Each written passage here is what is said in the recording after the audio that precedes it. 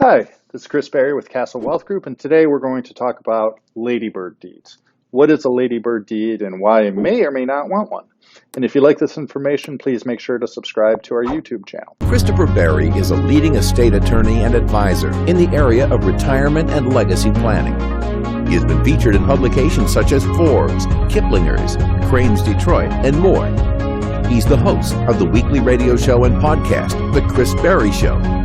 He's a national thought leader as it relates to retirement and legacy planning, and has authored the Amazon best-selling book, The Caregiver's Legal Guide. So a ladybird deed. The technical name of a ladybird deed is an enhanced life estate deed. But typically we call it a ladybird deed because there was a law professor that wrote a book on different types of deeds, and he named each type of deed after a celebrity, hence Lady Bird Johnson for the ladybird deed.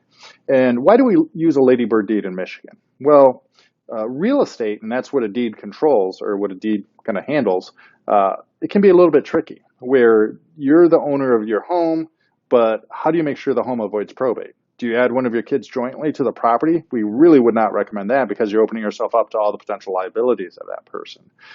Do you put it directly into a revocable living trust? Typically wouldn't recommend that because that screws it up for Medicaid purposes. Plus, you can destroy some of the asset protection that the state of Michigan has given married couples as it relates to owning property just in their name, not inside of a revocable trust.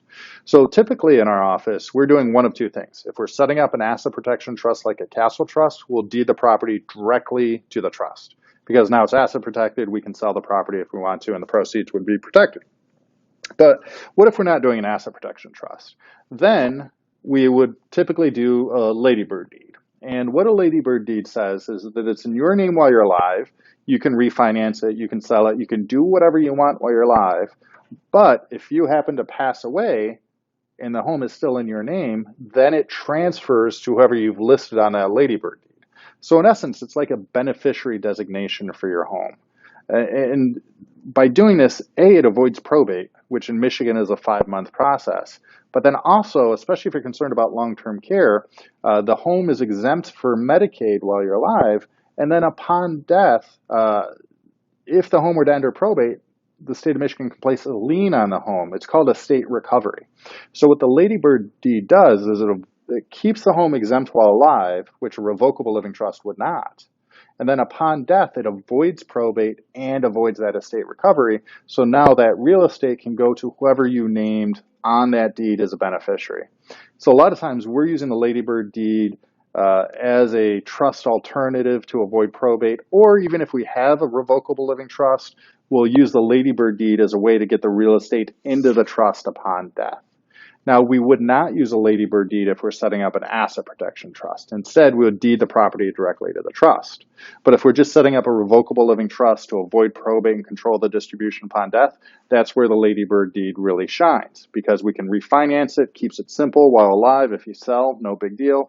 And then upon death, it flows into the trust or flows to your beneficiaries, avoiding probate and avoiding that estate recovery. This is a much better way to handle real estate than adding someone joint or doing what we call the deed in the drawer trick, where you sign a deed but you don't record it. There's a lot of issues with that type of deed. So ladybird deeds, we do a lot of them in our office. Really, the only time we don't do a ladybird deed is if we set up an asset protection trust like a castle trust, and then in that situation we would move the deed directly into the trust. And if you want more information on ladybird deeds, feel free to reach out to our office or give us a call. This has been Chris Berry with Castle Wealth Group. Make sure to subscribe if you like this information. Thank you so much. Castle Wealth Group has clients across the nation and helps families plan, protect, and preserve what is important by creating a retirement and legacy blueprint.